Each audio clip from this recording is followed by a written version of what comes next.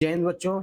आते हैं हम आज की वीडियो में और देखेंगे कि वो बच्चे जो फाइनल मेरिट का इंतजार कर रहे हैं, मतलब इंटेक 1 2025 के लिए इस टाइम पर जो ज्वाइनिंग होने वाली है उसका वेट कर रहे हैं। उनका जो फेज 1 था वो भी क्लियर हो गया। फेज 2 में जो आपकी पीएफटी वगैरह थी अच्छे तरीके से हुई। मेडिकल भी क्लियर हो गया। प्री मेडिकल दिया गया था, कुछ बच्चे रिजेक्ट हो गए होंगे, कुछ बच्चे सिलेक्ट हो गए होंगे।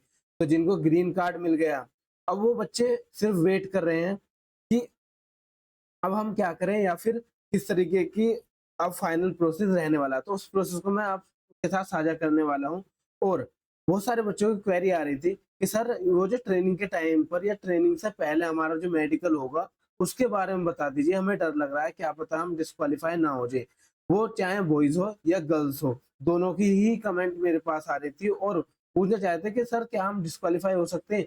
तो सबसे पहले मैं बता देता हूँ, हाँ बच्चों आप डिस्क्वालीफाई हो सकते हो। तो इस वीडियो को बहुत ध्यान से देखना ताकि आगे आने वाले टाइम में आप गलती ना करो या अब भी कोई गलती ना कर रहे हो।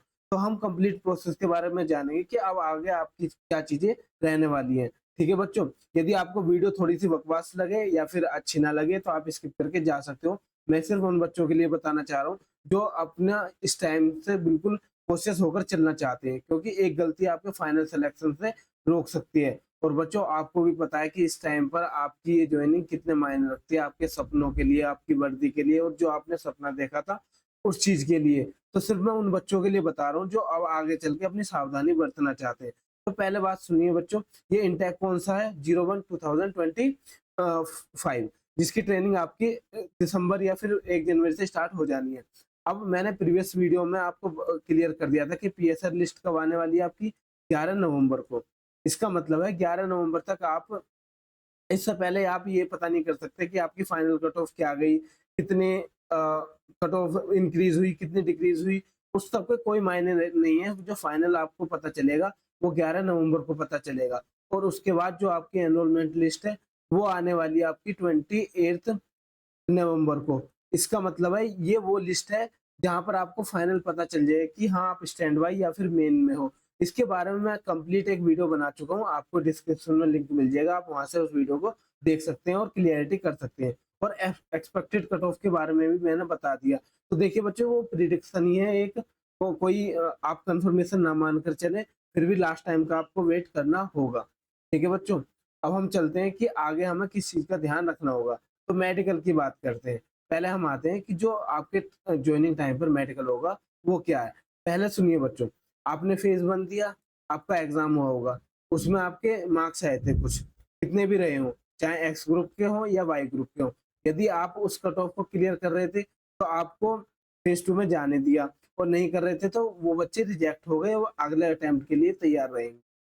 तो यहाँ पर एक्स और वाई दोनों ग्रुप के बच्चों की कट ऑफ लगी थी, उसके बाद उन्हें फेज 2 देने दिया। अब फेज 2 में क्या था, आपकी रनिंग हुई थी, और रनिंग मतलब पीएफटी हुआ था कंप्लीट।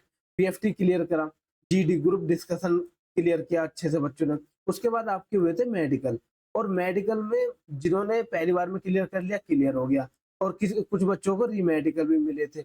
अब वहां से जो बच्चे डिस्क्वालीफाई हो गए वो चले गए, और जो क्लियर कर गए उन्हें ग्रीन कार्ड दे दिया गया। अब यहाँ तक का प्रोसेस आपका कंप्लीट हो गया सबका, चाहे वो लड़कियां हों या फिर लड़के हों। बट अब हम आते हैं आगे वाले प्रोसेस में। तो जब बच्चों आपका ज्वाइनिंग जो एनरोलमेंट लिस्ट होगी उसमें यदि आपका नाम है, आप चाहे तैमरम जाइए, चेन्नई के, या फिर बेलगांव जाइए, आपको स्टार्टिंग में एक मेडिकल प्रोसेस से अभी भी गुजरना है। अब वो मेडिकल प्रोसेस क्या होता है सुन लीजिए ध्यान से। जैसे कि आपका यहाँ से लेकर और आगे तक का प्रोसेस है, टाइम ड्यूरेशन है 2 महीने 3 महीने जितने भी हो। इस ड्यूरेशन में, इस टाइम पीरियड में यदि आपका कोई आपके साथ अनहोनी ना हुई हो, आपको आप मेडिकली अनफिट ना हुए हो, कोई चोट वगैरह ना लगी हो, उस चीज को देखने के लिए मेडिकल होगा। और वो वाकई देखेंगे कि इस बीच में जैसे एक्सीडेंट हो जाता है कुछ बच्चों का, कुछ अलग चीजें हो जाती हैं, तो उन चीजों को ध्यान में रखते हुए इस मेडिकल प्रोसेस को कराया जाता है। देखिए जो आपका मेन था, डीप था, वो तो यहीं तक था, कोई दिक्कत नहीं है यहाँ पर।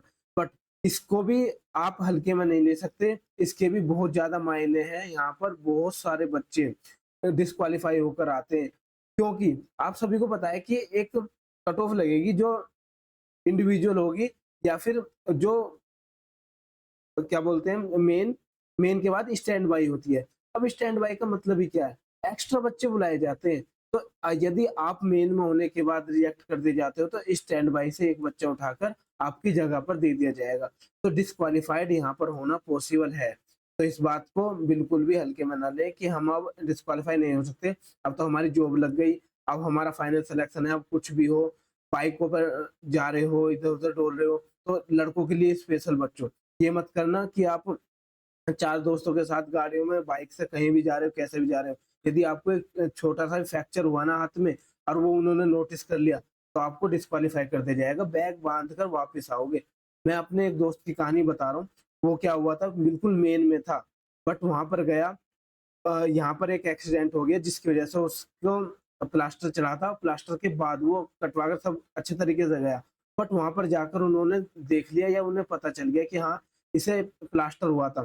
तो उसे उसी गेट से मेन से वापस भेज दिया गया रिजेक्ट करके कि अब आप जॉइन नहीं कर सकते, और उसकी जगह जो स्टैंड बाय का बच्चा था, उसको जगह मिल गई। तो यही तो है बच्चों। तो इसलिए आप बी सेफ, बिल्कुल सेफ रहें, घर पे रहें, अच्छे खा मतलब फैमिली के साथ टाइम बिताएँ, कोई दिक्कत नहीं है। यदि आपके नंबर अच्छे बनने हैं, आपको पता है कि फाइनल सिलेक्शन हो जाएगा, तो आगे देख सकते हैं।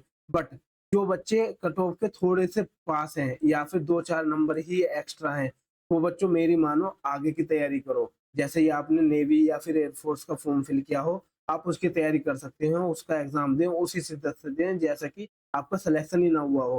क्योंकि आपको कुछ नहीं पता कि कैसा रहेगा। तो इस चीज़ में ध्यान रखना। अब मैं उन लड़के-लड़कियों पर आता हूँ, गर्ल्स और बॉयज़ पर आता हूँ, कि इस टाइम पर जो खाली बैठे हैं, खाली का मतलब है बिल्कुल फ्री बैठे हैं, फाइनल मेरिट का वेट करने वाले, अब क्या करें? तो इसकी हेडिंग में नेवी वाले बच्चों को भी मैं ये बात बता चुका हूँ सेम, कि हाँ, आपको क्या करना चाहिए। जो गर्ल्स हैं, उन्होंने पीएफटी ज़ोरों-शोरों से जैसे भी ज़ोर लगाकर कैसे भी करना था, उन्होंने क्लियर कर लिया, ठीक है। पीएफटी हुआ या फिर जीडी हुआ। अब वो घर पर बैठ गई हैं, ना ग्राउंड पर जाती, ना रनिंग करती, ना कुछ करता। तो सुनिए भई, मेरी बात ध्यान से सुनना कि जो आपकी वहाँ पर एंट्री होगी ना, ट्रेनिंग होगी, उसमें रनिंग हो या फिजिकल एक्टिविटी हो, बहुत ज़्यादा मायने रखती है। आपका शरीर टूट कर बिखर जाएगा, और इस टाइम पर आप आलकस में मत बैठना। यदि आपको पता है कि मेरा कन्फर्म हो जाएगा, तो डेली सुबह-शाम आप रनिंग करते रहें, फिजिकल एक्सरसाइज करते रहें, क्योंकि वहाँ पर जाकर दिक्कत होती है लड़कियों के साथ। और आपको भी पता है कि आप उतना प्रेशर या फिर उतनी फिजिकल एक्टिविटी नहीं झेल सकते जितने कि एक लड़का झेल लेता है। वैसे ही देखिए बॉयज़, आप भी घर नहीं बैठोगे, आप थोड़ा-सा मतलब फील्ड पर जाकर टाइम बिताइए और वहाँ पर फिजिकल एक्सरसाइज कीजिए, ताकि आपकी जो स्ट्रेंथ है ना, वो बनी रहे। स्ट्रेंथ को बूस्ट करते रहिए और अपना खान-पान अच्छा रखिए, जितना भी आप खाना खाते हैं या फिर जो भी डाइट लेते हैं, वो बहुत प्रॉपर तरीके से रखिए, ठीक है? डेली का एक रूटीन बाँधिए कि हाँ, ये रहना चाहिए। ऐसा नहीं है कि बस फ़ोन ही फ़ोन चलाए जा रहे हैं। आप ये बताइए, फ़ोन चला रहे हो, आपके आई में नंबर और बढ़ जाए, और वहाँ पर जाकर यदि मेडिकल में आपकी आई चेक करने लगे, उन्होंने पहले कह रखा कि हम एक मेडिकल लेंगे, और वो किसी भी तरीके का हो सकता है। तो डीप भी हो सकता है और बाहर-बाहर से भी हो सकता है। तो आप इस बात का ख़्याल रखें कि ज़्यादा फ़ोन ना चलाएँ, बस थोड़ा बहुत इन्फॉर्मेशन वग़ैरह वाली वीडियो देख लें और आगे चलें, और अपनी यदि पढ़ाई कंटिन्यू करना चाहते हैं, तो पढ़ाई भी करते रहें। आप ये मत मान के चलिए कि ये हमारा फाइनल है, अब इसके बाद ज़िंदगी में कुछ नहीं करना। ये तो बहुत छोटी जॉब है औरों के अकॉर्डिंग। ऐसा मत समझना कि सबसे बड़ी जॉब लग गई। आपको अभी अंदर जाकर और पता चलेगा कि पढ़ाई तो अब स्टार्ट हुई है। आपके कम से कम 14 से 15 सब्जेक्ट रहेंगे, फिज़िकल एक्टिविटीज़ रहेंगी, तो वो आपको मेंटली, फिज़िकली और इमोशनली तीनों तरीके से तैयार करेंगे, और हर तरीके से आपको सिखाया जाएगा। चाहे वो मेंटली हो, चाहे फिज़िकली हो, चाहे इमोशनली हो। तो चाहे गर्ल्स हो, चाहे बॉयज़ हो, आप प्रिपेयर रहें आगे के लिए। ऐसा टाइम ना काटें कि बस यूँ ही बैठे हैं, पूरे-पूरे दिन वेस्ट जा रहा आपका। ये नहीं करना आपको, ठीक है बच्चों? तभी तो ये वर्दी आपकी होगी, और ये वर्दी ऐसे नहीं मिलने वाली, अभी तो इसके लिए खून-पसीना और बहाना। अभी तक तो आपने दरवाज़ा भी क्रॉस नहीं किया, अभी तो इस वाले पड़ाव पर हो, उसके बाद एंट्री होगी।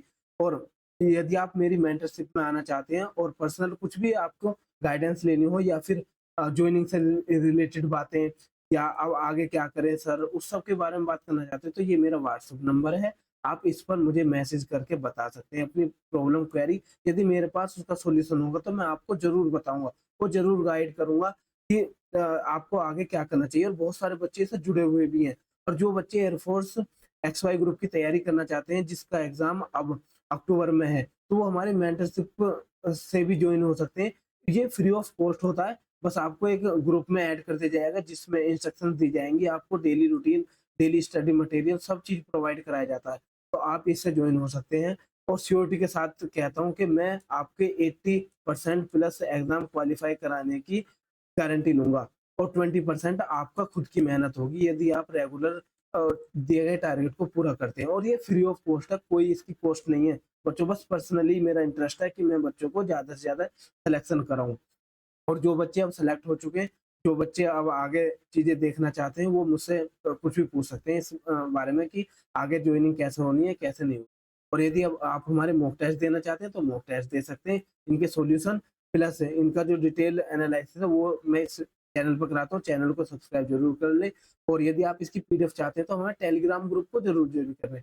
ये टेलीग्राम चैनल एक चैनल ही नहीं, ये आपको पूरी गाइडेंस दे सकता है आपके एग्ज़ाम के प्रति। और आपको ये सीरीज यदि फॉलो करनी है, तो आराम से इन सीरीज को देख सकते हैं। तो एक अच्छी मेंटरशिप निभाने के लिए मुझे ये सब चीज़ें करनी पड़ती हैं। और याद रखना बच्चों, बिना गाइडेंस के कुछ नहीं होता। बहुत बच्चे हैं जो बिना गाइडेंस के ऐसी गलतियाँ कर जाते हैं, जिसके बाद उनको सिर्फ़ पछतावा होता है और कुछ नहीं। तो ये बात मेरी याद रखना, और जो भी इससे रिलेटेड चीज़ें हों, मैं अलग से वीडियो लेकर आता रहूँगा और आपको गाइड करता रहूँगा। अब एक और चीज़ है, कुछ बच्चे हैं आप में से जो नेवी और एयर फ़ोर्स में स्टक हो गए, क्योंकि अ, एक तरफ तो आपका नेवी एसएसआर का कंप्लीट प्रोसेस हो गया है। सॉरी फॉर डिस्टर्बेंस बच्चों। अब हम कहाँ पर थे कि नेवी और एयर फोर्स में स्टक हो गए हैं बच्चे। जैसा कि नेवी एसएसआर का उनका कंप्लीट प्रोसेस हो चुका है, बस फाइनल मेरिट का इंतज़ार कर रहे हैं, और इधर एयर फोर्स का भी इंतज़ार कर रहे हैं। अब इनको एक सेलेक्ट करनी होगी, क्या करें? तो इसका बहुत बड़ा कन्फ्यूज़न है, मैं अलग से एक वीडियो लेकर आऊँगा। आप इसी चैनल को विज़िट करते रहें, यहाँ पर आपको 100% सॉल्यूशन मिल जाएँगे, कुछ भी सजेशन में हो, कैसे भी बातें हों। तो इस चैनल को सब्सक्राइब कर लो। अब हम मिलेंगे अगली वीडियो में, तब तक के लिए धन्यवाद। जय हिंद बच्चों।